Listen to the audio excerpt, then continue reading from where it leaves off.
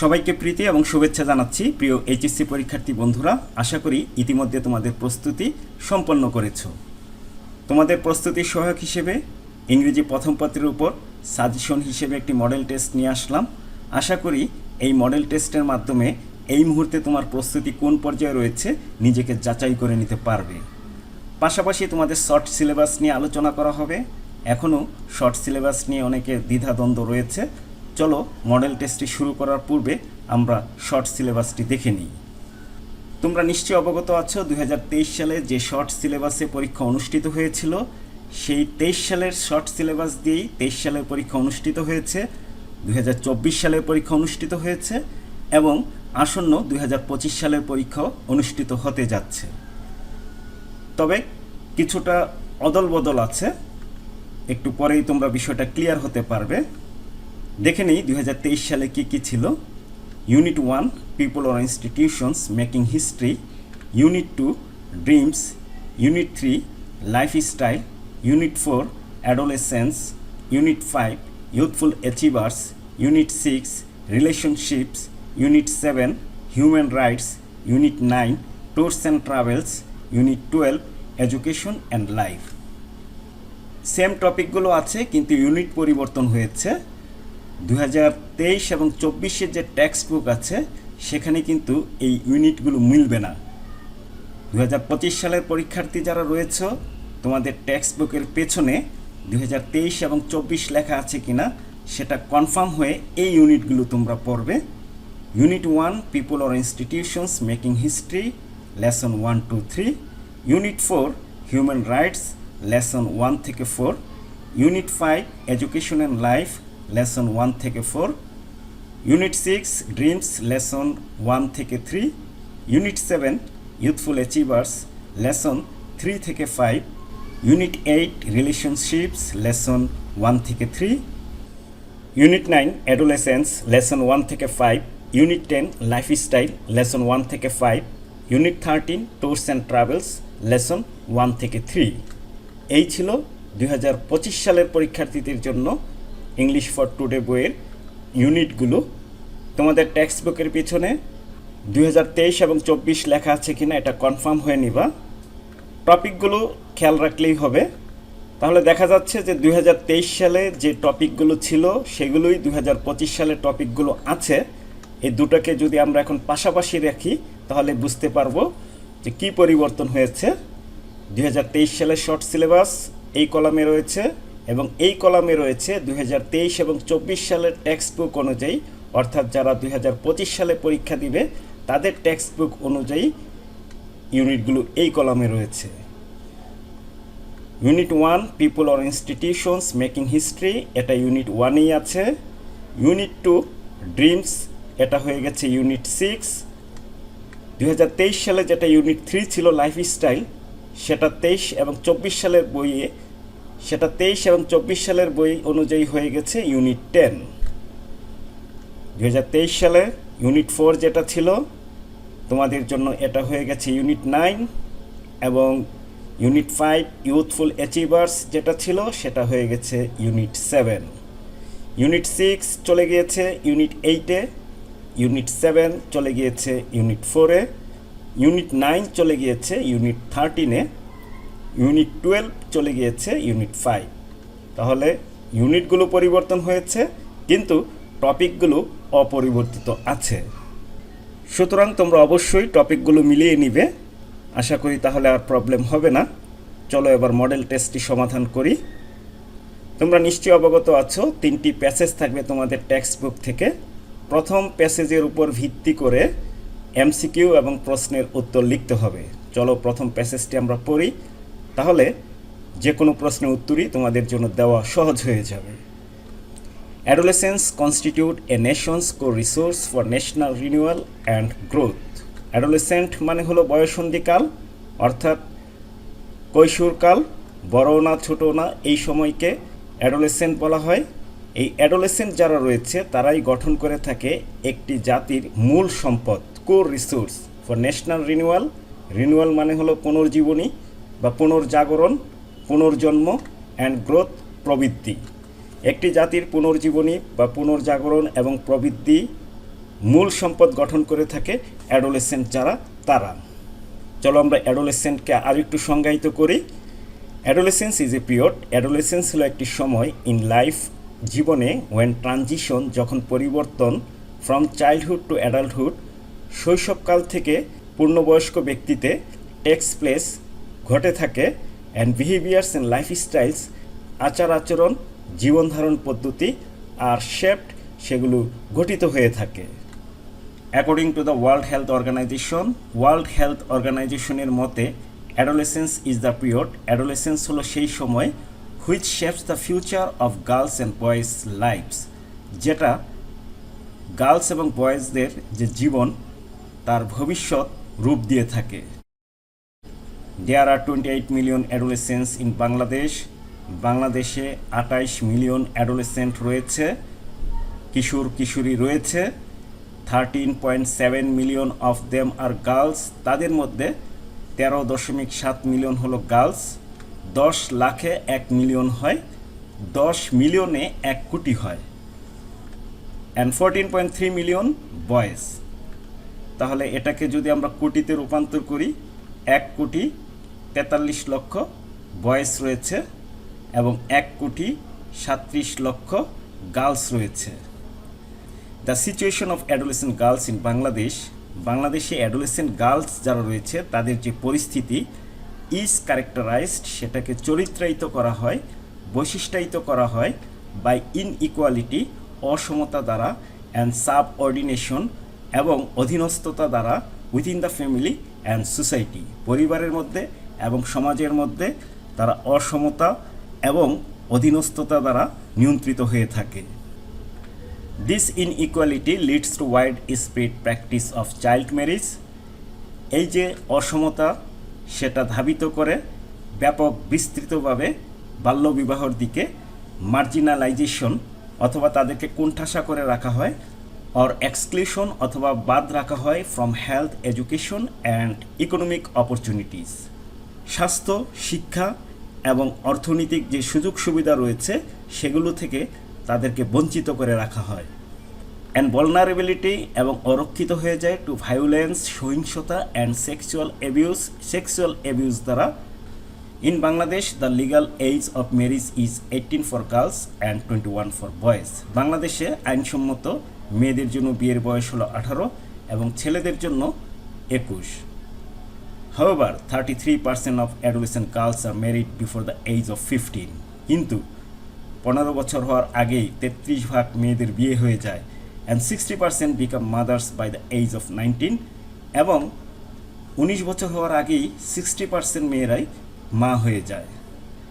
Research finds that, গবেষণায় পাওয়া গেছে, adolescence with higher level of education, যে সকল মেয়েদের উচ্চশিক্ষা রয়েছে, and from more affluent families, অথবা যারা একটু সম্ভ্রান্ত পরিবারের বা ধনাঢ্য পরিবারের, tend to marry at a later age, তাদের মধ্যে প্রবণতা রয়েছে একটু দেরিতে বিয়ে হওয়ার। Boys however become ready for marriage only after several years of adolescence and young adulthood. Young adulthood অর্থাৎ অ্যাডোলেসেন্টের পরবর্তী যে সময়, তার কয়েক বছরের ভিতরেই ছেলেরা বিয়ের জন্য প্রস্তুত হয়ে যায়। শিক্ষার্থী বন্ধুরা, প্যাসেজটি পড়া শেষ হলো, আশা করি বুঝতে পেরেছ। অ্যাডোলেসেন্ট নিয়ে কথা বলা হয়েছে, বিভিন্ন পরিসংখ্যান তুলে ধরা হয়েছে। চলো আমরা এমসিকিউগুলো সমাধান করি। কনস্টিটিউট মানে গঠিত হওয়া, তৈরি করা, সুতরাং রাইট অ্যান্সার হবে অপশন 1 ফর্ম মানে গঠন হওয়া, তৈরি করা। The synonym of legal, illicit মানে অবৈধ, ব্যান্ড মানে নিষিদ্ধ, লফুল মানে আইনসম্মত, প্রহিবিটেড মানে হলো নিষিদ্ধ, সুতরাং অপশন 3 হবে সঠিক উত্তর। দ্য ফ্রেজ লিডস টু দ্বারা কী বোঝানো হয়েছে? রেজাল্টের পরে ইন এবং ফ্রম ব্যবহার করা হয়, এখানে রেজাল্ট ইন হবে, ফলাফল যেহেতু পিছনে আছে রেজাল্ট ইন হবে, আর কখনো যদি ফলাফলটা সামনে থাকে সেক্ষেত্রে রেজাল্ট ফ্রম হবে। Adolescence is a dash period from childhood to adulthood. Passage অনুযায়ী আমরা জানতে পেরেছি অ্যাডোলেসেন্স হলো চাইল্ডহুড থেকে অ্যাডাল্টহুডে যাওয়ার একটি পরিবর্তন। কনস্ট্যান্ট সর্বদা, রিজিড কঠোর, ফিক্সড নির্দিষ্ট, ট্রানজিশনাল পরিবর্তন। The word economic can be replaced by, ইকোনমিকের সাথে অর্থনৈতিক সম্পর্ক রয়েছে, অর্থের সম্পর্ক রয়েছে, যেহেতু অর্থের সম্পর্ক রয়েছে মনিটারি হবে right answer. What could be the closest meaning of the word core, মূল কেন্দ্রবিন্দুকে কোর বলা হয়, তাহলে অপশন 3 হবে right answer. Central, take place মানে হলো ঘটা, আকার রয়েছে go to a place, happen, আকার অথবা হ্যাপেন হবে, জেনারেল সেন্সে হ্যাপেন ব্যবহার করা হয় নির্দিষ্ট কোনো ঘটনা যখন আমরা বলি, স্পেসিফিকলি যখন কিছু বলি বা ফর্মাল সিচুয়েশন যখন বলি তখন আমরা আকার বলি, জেনারেল সেন্সে হ্যাপেন ব্যবহার করা হয়। অ্যাফ্লুয়েন্ট মানে সমৃদ্ধশালী, সঠিক উত্তর হবে solvent. The transition from childhood to adulthood takes place in life during childhood in adolescent, প্যাসেজটি অ্যাডোলেসেন্ট নিয়ে, সুতরাং এটি হবে সঠিক উত্তর। মার্জিনালাইজেশন মানে হলো তাকে কোণঠাসা করে রাখা, তার কোনো ক্ষমতা না থাকা। Holding A lot of money, অনেক টাকা থাকা। হোল্ডিং নো পাওয়ার, কোনো ক্ষমতা না থাকা। বোল্ডনেস ইন ডিসিশন মেকিং, সিদ্ধান্ত গ্রহণে সাহস থাকা। হ্যাভিং ইমপ্যাথি, সহানুভূতি থাকা। আমরা জেনেছি তাকে কোণঠাসা করে রাখা হয়, হোল্ডিং নো পাওয়ার। 10টি এমসিকিউ শেষ হলো, এখন আমরা 5টি প্রশ্নের উত্তর খুঁজে বের করব। 5টি প্রশ্নে কিন্তু অনেক নাম্বার, 3 5 15, প্রতিটি প্রশ্নের উত্তরের জন্য 3 নম্বর রয়েছে। What do you understand by adolescence, adolescence বলতে কি বুঝো, আমরা প্যাসেজ থেকে বের করার চেষ্টা করব। এখান থেকে আমরা শুরু করব। Adolescence is a period in life when transition from childhood to adulthood takes place and behaviors and lifestyles are shaped। তারপর ওয়ার্ল্ড হেলথ অর্গানাইজেশন অনুযায়ী তাদের যে ডেফিনিশন সেটাও দিয়ে দিব। একদম এই পর্যন্ত আমরা অ্যান্সারটি লিখে দিব। What is the condition of girls in Bangladesh, বাংলাদেশে মেয়েদের অবস্থা কী? অ্যাডোলেসেন্ট যে মেয়েরা রয়েছে তাদের অবস্থা কী, প্যাসেজে সুন্দর করে দেওয়া আছে। The situation of adolescent girls in Bangladesh is characterized by inequality and subordination within the family and society। একদম সম্পূর্ণ অংশটা আমরা বি নম্বর প্রশ্নের উত্তরে লিখে দিব। কেউ যদি নিজের মতো করে একটু চেঞ্জ করতে পারো তাহলে তো আরও ভালো হয়, না হলে এই অংশটা হুবহু তুলে দিতে হবে। What is gender disparity, gender disparity হলো জেন্ডার ডিসক্রিমিনেশনের আরেকটি সমার্থক শব্দ, নারী পুরুষের মধ্যে ভেদাভেদ করা। What are the consequences of ইট, এবং এটার পরিণতি কী, এটা একটু নিজে থেকে বানিয়ে লিখতে হবে। What is gender disparity, gender disparity refers to differences in women's and men's access to resources, status and wellbeing. তাদের যে স্ট্যাটাস রয়েছে, সম্পদ রয়েছে এবং ভালো মন্দ যে দিকগুলো রয়েছে সেখানে নারী এবং পুরুষের মধ্যে পার্থক্য থাকাকেই জেন্ডার ডিসপ্যারিটি বলা হয়। What are the consequences of it, girls become expose to the possibility of child marriage, child ম্যারিজের সম্ভাবনা রয়েছে। টিনেজ প্রেগনেন্সি, 13 থেকে 19 এই বয়সগুলোকে টিনেজার বলা হয়, সেই সময় গর্ভধারণ হতে পারে। চাইল্ড ডোমেস্টিক ওয়ার্ক, ঘরের কাজকর্মতে নিযুক্ত হয়ে যেতে পারে। পুর এডুকেশন অ্যান্ড হেলথ, তাদের শিক্ষা এবং স্বাস্থ্য কম হতে পারে। সেক্সুয়াল অ্যাবিউজের শিকার হতে পারে, এক্সপ্লয়টেশনের শিকার হতে পারে, ভায়োলেন্সের শিকার হতে পারে, বঞ্চনা এবং সহিংসতা দ্বারা তারা আক্রান্ত হতে পারে। এই হলো consequences of it. Which factors are responsible for girls early marriage, মেয়েদের যে আর্লি ম্যারিজ হচ্ছে, তাড়াতাড়ি বিয়ে হয়ে যাচ্ছে, তার জন্য কোন ফ্যাক্টরগুলো দায়ী? অনেকগুলো ফ্যাক্টরই আমরা দায়ী করতে পারি। আনঅ্যাওয়ারনেস অফ প্যারেন্টস, বাবা মার অসচেতনতা। পভার্টি, দারিদ্রতা। ল্যাক অফ এডুকেশনাল অপরচুনিটিস, শিক্ষার সুযোগ সুবিধার ঘাটতি থাকা, অ্যাটসেট্রা ইত্যাদি are responsible for girls early marriage. নিজের মতো করে বানিয়ে লিখতে হবে প্যাসেজের উপর ভিত্তি করে। ওইখানে কিন্তু সরাসরি এভাবে লেখা নাই, কিন্তু প্যাসেজ পরে বোঝা যাচ্ছে যে এগুলি হবে সম্ভাব্য উত্তর। Why is adolescence an important period in life, কেন অ্যাডোলেসেন্স জীবনের একটি গুরুত্বপূর্ণ সময়? কোশ্চেন এর সাথে কোশ্চেন ইর উত্তরের কিছুটা মিল থাকবে। Adolescence is an important period in life, adolescence জীবনের একটি গুরুত্বপূর্ণ সময়। সিন্স, কারণ।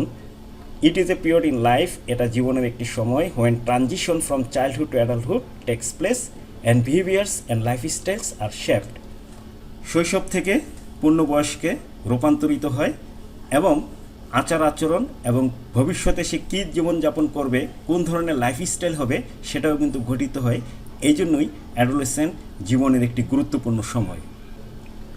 আমরা এখন 2 নম্বর প্যাসেজটি পড়ব, তার উপর ভিত্তি করে ফ্লো চার্ট সমাধান করতে হবে। Dreams have fascinated philosophers for thousands of years. স্বপ্ন দার্শনিকদের আকর্ষণ করেছে হাজার হাজার বছর যাবৎ। বাট অনলি রিসেন্টলি, কিন্তু অতি সম্প্রতি, have dreams been subjected to empirical research and scientific study. স্বপ্ন বাস্তবিক এবং বিজ্ঞানসম্মত গবেষণার একটি বিষয়বস্তু হয়ে দাঁড়িয়েছে অতি সম্প্রতি। Chances are that you have often found yourself puzzling over the content of a dream. প্রায় সময় দেখা যায় যে স্বপ্নের কি কন্টেন্ট, বিষয়বস্তু, সেটা নিয়ে দ্বিধাদ্বন্দ্বে থাকতে হয়। স্বপ্ন শুরু হয় একভাবে, শেষ হয় অন্যভাবে, অথবা স্বপ্নের শুরু থেকে শেষ পর্যন্ত কোনো সামঞ্জস্যতা থাকে না। এরকম স্বপ্ন কিন্তু আমরা দেখে থাকি। স্বপ্নের বিষয়বস্তু প্রায় সময় আমাদের কাছে অস্পষ্ট মনে হয়। অর পারহ্যাপস, অথবা সম্ভবত, you have wondered why you dream at all. তুমি হয়তো ভাবো কেন তুমি স্বপ্ন দেখো। First let's start by answering a basic question. চলো প্রথমেই একটি মৌলিক প্রশ্নের উত্তর দিয়ে শুরু করি। What is a dream? স্বপ্ন কি? A dream can include any of the images, thoughts and emotions that are experienced during sleep. স্বপ্ন হলো এমন জিনিস যার ভিতরে থাকতে পারে ইমেজ, ছবি, থটস, চিন্তাভাবনা, ইমোশনস, আবেগ, যেগুলো আমরা স্বপ্নের ভিতরে অভিজ্ঞতার সম্মুখীন হয়ে থাকি। Dreams can be extraordinarily vivid or very vague. স্বপ্ন হতে পারে একদম সুস্পষ্ট অথবা অস্পষ্ট। ফিল্ড উইথ জয়ফুল ইমোশনস, পরিপূর্ণ থাকতে পারে আনন্দপূর্ণ আবেগ দ্বারা। আর ফ্রাইটেনিং ইমেজেস, অথবা ভীতিকর ছবি দ্বারা। ফোকাসড অ্যান্ড আন্ডারস্ট্যান্ডেবল, বোধগম্য, সহজেই বোঝা যায়। আর আনক্লিয়ার অ্যান্ড কনফিউজিং, অথবা অস্পষ্ট অথবা দ্বিধাদ্বন্দ্বপূর্ণ স্বপ্ন আমরা দেখে থাকি। Why do we dream? কেন আমরা স্বপ্ন দেখি? What purpose do dreams serve? স্বপ্নের উদ্দেশ্যটা কী? While many theories have been proposed about the reason and function of dreams, এ নিয়ে অনেক থিওরি প্রস্তাবনা করা হয়েছে স্বপ্ন কেন দেখি এবং স্বপ্নের কাজ কী। নো কনসেনসাস হ্যাজ ইমার্জড, কোনো ফলাফল পাওয়া যায়নি, কোনো সিদ্ধান্তে পৌঁছানো যায়নি।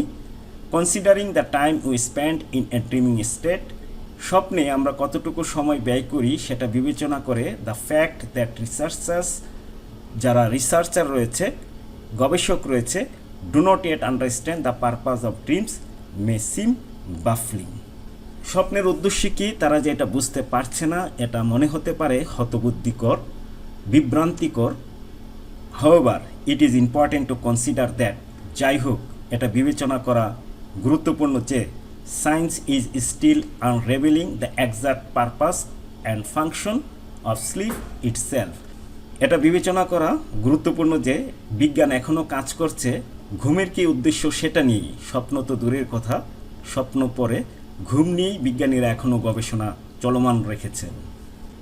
সাম রিসার্চার্স সাজেস্ট দ্যাট, কিছু কিছু গবেষক তারা মতামত দিয়েছেন যে dreams serve no real purpose, স্বপ্নের কোনো উদ্দেশ্য নেই। ওয়াইল আদার্স বিলিভ দ্যাট, অন্য অন্য রিসার্চার যারা রয়েছে, গবেষক যারা রয়েছেন, তারা বলছেন, তারা বিশ্বাস করেন ড্রিমিং ইজ ইসেনশিয়াল, স্বপ্ন অপরিহার্য to mental, emotional and physical wellbeing, আমাদের মানসিক, আবেগ এবং শারীরিক সুস্থতার জন্য স্বপ্ন অপরিহার্য। বলা হয়ে থাকে সুস্থ মানুষ প্রতিদিনই স্বপ্ন দেখে থাকে। হয়তোবা ঘুম থেকে ওঠার পর সে কিছু স্বপ্ন মনে রাখতে পারে, কিছু স্বপ্ন মনে রাখতে পারে না। স্বপ্ন নাকি প্রতিদিনই মানুষ দেখে থাকে। ফ্লোচার্টটি সমাধান করার পূর্বে আমরা প্রশ্নটি আবার পড়ব। কোন দিকটা চেয়েছে সেই বিষয়টা পরিষ্কার হতে হবে। Based on your reading of the passage, make short notes in each of the boxes in the flowchart showing different characteristics of dreams. এই জায়গাটা হলো মূল অংশ, এই জায়গাটা প্রথমেই আন্ডারলাইন করে ফেলবে, কারণ এর উপর ভিত্তি করেই তোমার অ্যান্সারগুলো হবে। স্বপ্নের বিভিন্ন বৈশিষ্ট্য। স্বপ্নের কিছু বৈশিষ্ট্য আমরা এখানে দেখতে পাচ্ছি। এটা হতে পারে এক্সট্রাঅর্ডিনারিলি ভিভিড, যেটা এখানে রয়েছে এক্সট্রা অর্ডিনারিলি ভিভিড, তাহলে আমরা এটা দিয়ে দিব। ভেরি ভগ হতে পারে, অস্পষ্ট হতে পারে। 2 নম্বরে আমরা দিব ফিল্ড উইথ জয়ফুল ইমোশনস। তারপর আমরা এটা দিয়ে আরেকটা বানাবো ফিল্ড উইথ ফ্রাইটেনিং ইমেজেস। তারপর এটা আরেকটা পয়েন্ট দিব focused and understandable. Last option আমরা দিব আনক্লিয়ার অ্যান্ড কনফিউজিং। এর বাইরে কিন্তু এখানে আর স্বপ্নের কোনো বৈশিষ্ট্য নেই, সুতরাং এগুলি হলো সঠিক উত্তর। তোমাদের সুবিধার্থে আমি সবগুলো পয়েন্ট একসাথে দেখিয়ে দিচ্ছি। বক্স করে আমি যেভাবে লিখেছি সেভাবে কিন্তু লিখবে না, বক্স করে প্রত্যেকটা বক্সের ভিতর লিখবে। পাশাপাশি তো বক্সগুলো হবে না, তোমরা উপর নিচে লিখবে। এটাকে উপরে দিবে, 2 নম্বর বক্সটা নিচে তীর চিহ্ন দিয়ে দেখিয়ে দিবে। এভাবে নিচে নিচে বক্সগুলো লিখবে এবং প্রতিটা বক্সে এগুলো লিখে দিবে। প্রিয় শিক্ষার্থীরা, এখন আমরা 3 নম্বর প্যাসেজটি পড়ব, তার উপর সামারি লিখতে হবে। এই প্যাসেজটি প্রথম প্যাসেজ বা দ্বিতীয় প্যাসেজ হিসেবে অনেক সময় এসে থাকে, বিশেষ করে প্রথম প্যাসেজ যার উপর ভিত্তি করে এমসিকিউ এবং প্রশ্ন উত্তর লিখতে হয়, সেই হিসেবেও কিন্তু এটা বেশি গুরুত্বপূর্ণ। সুতরাং চলো এটা আমরা একটু ভালোভাবে বাংলা অর্থ বুঝে নিই। The famous Greek philosopher Aristotle said, বিখ্যাত গ্রিক দার্শনিক অ্যারিস্টটল বলেছেন, man is by nature a social animal, মানুষ স্বাভাবিকভাবেই বা স্বভাবগতভাবেই সামাজিক প্রাণী।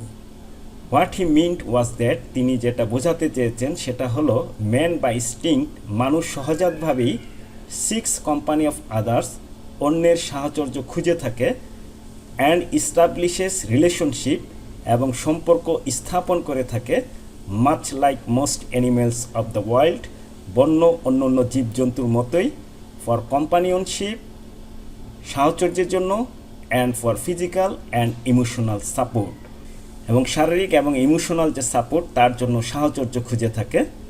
আনলাইক দ্য অ্যানিমেলস, যদিও বন্য জীবজন্তুর মতো সে সম্পর্ক স্থাপন করে থাকে, কিন্তু তাদের মতো নয়। However man's relationships give meaning to his existence, মানুষের যে সম্পর্ক সেটা তার অস্তিত্বের অর্থ দিয়ে থাকে, অ্যান্ড ইন্সপায়ার্স হিম, এবং তাকে অনুপ্রাণিত করে to do well in education, in workplace or in a profession that he pursues, ভালো করার জন্য তার শিক্ষায়, তার কর্মস্থলে, অথবা তিনি যে কাজ করেন, তিনি যে প্রফেশনে আছেন সেখানে ভালো করার জন্য তাকে ইন্সপায়ার করে থাকে, অনুপ্রাণিত করে থাকে। Relationships are of different kinds, relationship বিভিন্ন রকমের রয়েছে। Some are familial and intimate, কিছু আছে পারিবারিক এবং অন্তরঙ্গ। Formed by blood and by marriage, যেটা রক্ত এবং বিয়ের মাধ্যমে গঠিত হয়ে থাকে। সাম আর সোশ্যাল, কিছু আছে সামাজিক, like the ones we have with friends, যেটা আমাদের বন্ধুদের সাথে রয়েছে। And some are made in school, এবং কিছু বন্ধুত্ব তৈরি হয় স্কুলে। Where we form close bonds, যেখানে আমরা গভীর বন্ধন তৈরি করি, সম্পর্ক তৈরি করি। উইথ ক্লাসমেটস অ্যান্ড টিচার্স, সহপাঠীদের সাথে এবং শিক্ষকদের সাথে। Relationships can also be fostered in workplace, relationship কর্মস্থলেও লালিত হতে পারে। Which may quickly change from professional to social, যেটা পেশাগত থেকে সামাজিকে রূপান্তর হতে পারে। পেশাগত পরিচয় থেকে শুরু হয়েছে কিন্তু সামাজিক পরিচয় সেটা রূপান্তরিত হতে পারে। There are relationships also between human beings and animals, মানুষ এবং প্রাণীদের মধ্যেও সম্পর্ক রয়েছে। Between children and their toys, শিশু এবং তার খেলনার মধ্যেও সম্পর্ক রয়েছে। That they can not part with, যেটা থেকে তারা বিচ্ছিন্ন হতে পারে না। All the relationships keep us close to each other and provide us all kinds of support, love and affection, সকল ধরনের সম্পর্ক আমাদেরকে একে অন্যের কাছে রাখে এবং আমাদেরকে দিয়ে থাকে সব ধরনের সাপোর্ট দিয়ে থাকে, লাভ ভালোবাসা দিয়ে থাকে, স্নেহ মমতা দিয়ে থাকে। A person who has no family, যে ব্যক্তির কোনো পরিবার নেই, feels the pain of loneliness and isolation, সে একাকিত্ব এবং বিচ্ছিন্নতার বেদনা অনুভব করে থাকে। There is no one to laugh or cry with him or her, কেউ নেই তার সাথে হাসার জন্য, কেউ নেই তার সাথে কাঁদার জন্য। When we share our joy with someone, আমরা যখন আমাদের আনন্দ কারোর সাথে ভাগাভাগি করি, ইট সিম্পলি রিডাবলস, এটা জাস্ট রিডাবল হয়ে যায়, দ্বিগুণ হয়ে যায়। And when we suffer a loss and someone shares our sorrow, এবং আমরা যখন কোনো ক্ষতির সম্মুখীন হই, কেউ যখন আমাদের দুঃখগুলোকে ভাগ করে, ইট লেসেন্স, এটা কমে যায়। Relationships are thus needed for our emotional health. এ কারণেই রিলেশনশিপ আমাদের যে আবেগীয় স্বাস্থ্য তার জন্য প্রয়োজন। To build relationships we need to have trust and respect for each other. এই রিলেশনশিপ তৈরি করার জন্য আমাদেরকে একে অন্যের প্রতি ট্রাস্ট থাকতে হবে, বিশ্বাস থাকতে হবে, সম্মান থাকতে হবে। কেউ যদি কারোর প্রতি সম্মান না থাকে, একজন আরেকজনের প্রতি যদি বিশ্বাস না থাকে, তাহলে কিন্তু সম্পর্ক কখনোই গড়ে উঠতে পারবে না। সেটা একপাক্ষিক সম্পর্ক হবে বা স্বার্থের জন্য সম্পর্ক হবে। সত্যিকারের সম্পর্ক গঠন করার জন্য অবশ্যই ট্রাস্ট এবং রেসপেক্ট থাকতে হবে একে অন্যের প্রতি। And love where there is needed, এবং যেখানে প্রয়োজন ভালোবাসাও থাকতে হবে। We cannot be selfish and possessive if we want to establish an effective relationship. আমরা যদি একটি কার্যকরী রিলেশনশিপ তৈরি করতে চাই, গঠন করতে চাই, আমাদেরকে সেলফিশ হওয়া যাবে না, পসেসিভ হওয়া যাবে না, আমিত্ব থাকা যাবে না।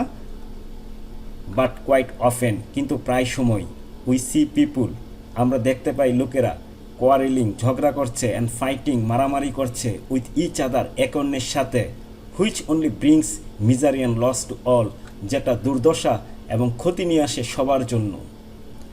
তোমাদের সুবিধার্থে সামারিটি এখানে দিয়ে দেওয়া হচ্ছে। Man is by nature a social animal, মূল কথাগুলো লিখতে হবে। Man seeks company of others for physical and emotional support. All kinds of relationships keep us close to each other and provide us with love and affection.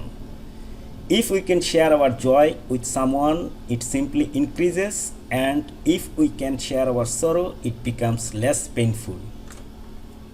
সমার্থক শব্দ ব্যবহার করতে হবে এবং অপ্রয়োজনীয় অনেক কথা বাদ দিয়ে দিতে হবে। A person without a family cannot share his joy or sorrow. পরিবার ছাড়া ব্যক্তি কখনোই তার দুঃখ এবং আনন্দ ভাগাভাগি করতে পারে না। So his joy is limited.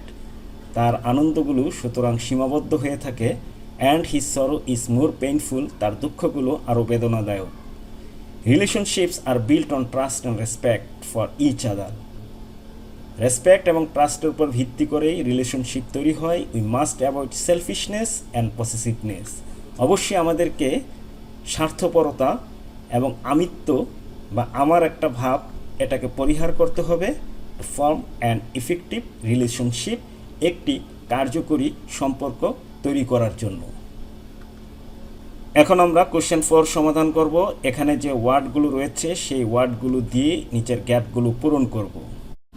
লক্ষণীয় বিষয়, এখানে 10টি গ্যাপ রয়েছে, কিন্তু ওয়ার্ড রয়েছে 10টির অনেক বেশি, 14টি ওয়ার্ড রয়েছে, সুতরাং 4টি ওয়ার্ড এখানে অতিরিক্ত রয়েছে।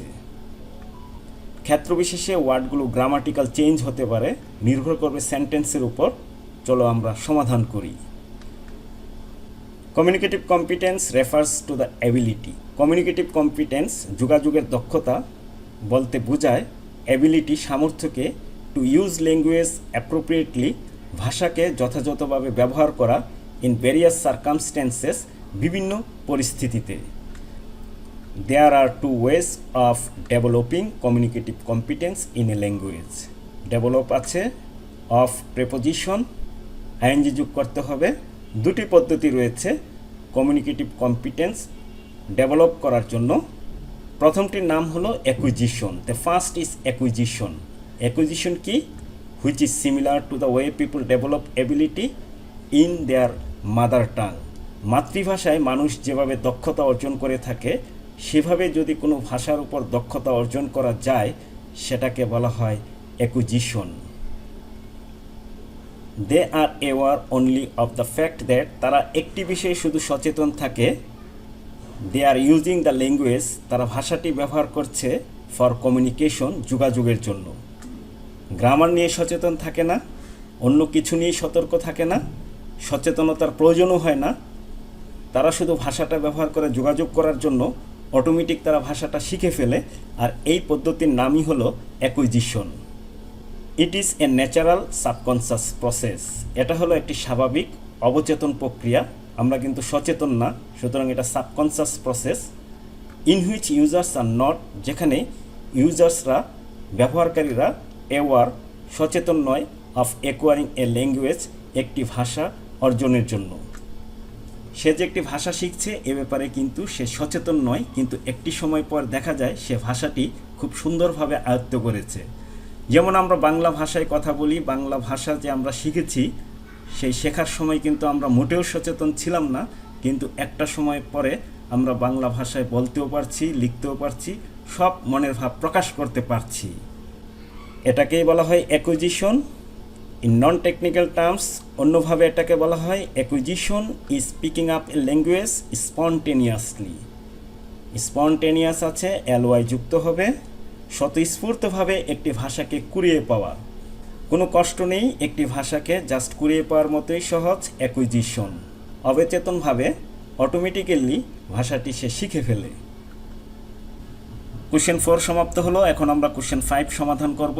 কোশ্চেন 4-এর জন্য অপশন ছিল, ক্লু দেওয়া ছিল এবং মার্কস ছিল 5, প্রত্যেকটার জন্য 0.5 করে ছিল। কোশ্চেন 5 তার মার্কস হলো 10, প্রতিটি গ্যাপের জন্য 1 নম্বর করে রয়েছে। যেহেতু এটার জন্য নির্দিষ্ট কোনো অপশন নেই, যৌক্তিক যে কোনো উত্তরই গ্রহণযোগ্য হবে। Bangladesh is a land of natural beauty. Bangladesh প্রাকৃতিক সৌন্দর্যের একটি দেশ। Its beauty is so captivating that, এটার সৌন্দর্য এতই আকর্ষণীয় যে a stranger can not but be overwhelmed, একজন আগন্তুক তিনি মুগ্ধ না হয়ে পারেন না। Looking at this endless variety, এই অসীম বৈচিত্র্যতার দিকে তাকিয়ে তিনি মুগ্ধ না হয়ে পারেন না। নেচার হ্যাজ জেনারাসলি, নেচার উদারভাবে শাওয়ার ঢেলে দিয়েছে ইটস ব্লেজিংস, এটার আশীর্বাদ অন দিস কান্ট্রি, এই দেশের উপর। The rivers, hills and forest are rich in natural beauty, নদী পাহাড় বন এগুলো প্রাকৃতিক সৌন্দর্যে ভরপুর। The people of this country, এদেশের মানুষ ফিল এ স্ট্রং লাভ, তারা তীব্র ভালোবাসা অনুভব করে থাকে ফর দেয়ার মাদারল্যান্ড, তাদের প্রিয় মাতৃভূমির জন্য। They love their motherland from the core of heart, হৃদয়ের গভীর থেকে তারা মাতৃভূমিকে ভালোবাসে। দে ওয়ার্ক হার্ড, তারা পরিশ্রম করে থাকে to develop it's economic condition, এটার অর্থনৈতিক অবস্থা উন্নতি করার জন্য, অ্যান্ড টু রিমুভ পভার্টি, এবং দারিদ্রতা দূর করার জন্য। Most of them toil hard, তাদের অধিকাংশই অনেক পরিশ্রম করে ফ্রম ডাউন টু টাস্ক, সকাল থেকে সন্ধ্যা পর্যন্ত, টু এক্সিলারেট, ত্বরান্বিত করার জন্য, দ্য পেস অফ ডেভেলপমেন্ট, উন্নয়নের গতিকে ত্বরান্বিত করার জন্য। The progress of this country, এদেশের উন্নয়ন lies in the hand of common people, সাধারণ মানুষের হাতে নিহিত রয়েছে। They are the makers of a beautiful and prosperous Bangladesh, তারাই হলো একটি সুন্দর এবং সমৃদ্ধশালী বাংলাদেশের কারিগর নির্মাতা। কোশ্চেন 5 সমাধান হলো। এখন আমরা সমাধান করব রিয়ারেঞ্জ। এখানে 10টি সেন্টেন্স এলোমেলোভাবে দেওয়া আছে, তাদেরকে সাজিয়ে সুন্দর একটি গল্প তৈরি করতে হবে। তাহলে চলো আমরা গল্পটা তৈরি করি।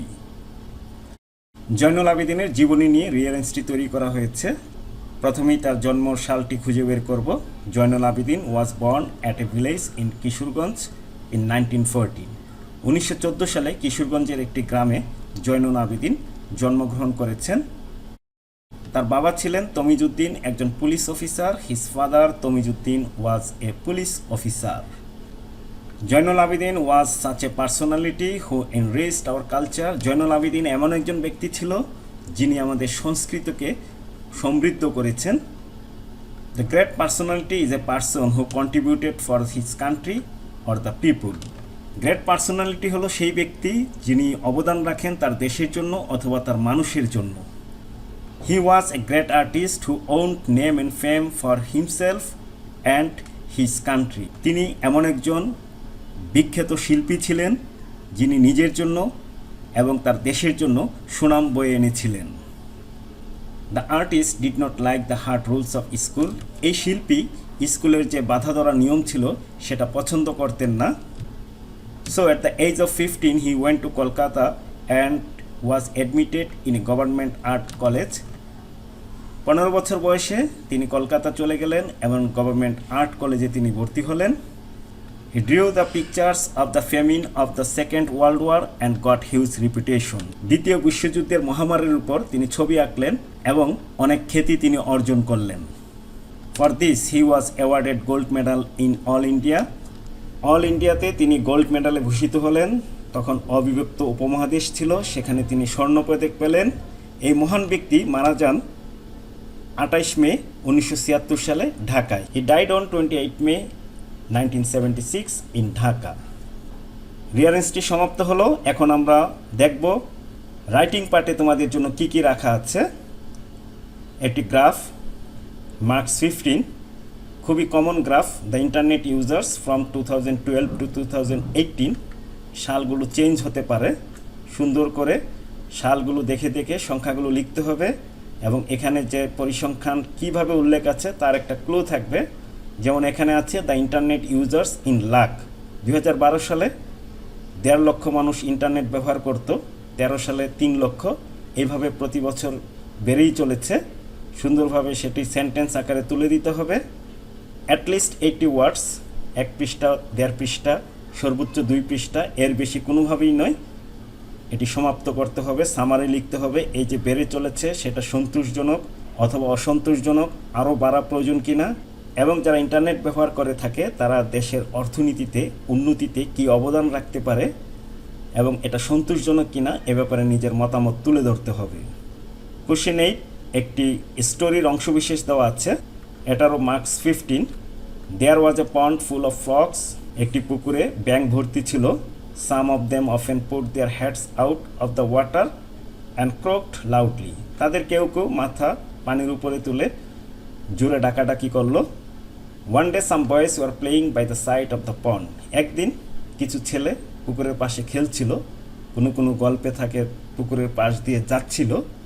When they heard the frogs croaking, তারা যখন ব্যাঙের ডাকগুলো শুনতে পেল তখন তারা ঢিল মারা শুরু করলো। যখন ঢিল মারতো ব্যাঙগুলো পানিতে ডুব দিত, আবার একটু পরে ভেসে উঠত। ছেলেরা সেই জিনিসগুলো দেখে খুব আনন্দিত হলো, কিন্তু ইতিমধ্যে বেশ কিছু ব্যাঙ সেই ঢিলের আঘাতে মারাও গেল। তখন একটি বৃদ্ধ ব্যাঙ সাহস করে পানির উপর মাথা তুলে বলল, ছেলেরা, তোমাদের কাছে যেটা খেলা সেটা আমাদের কাছে মৃত্যুর কারণ। কারো পৌষ মাস, কারো সর্বনাশ। What is play to one is death to others.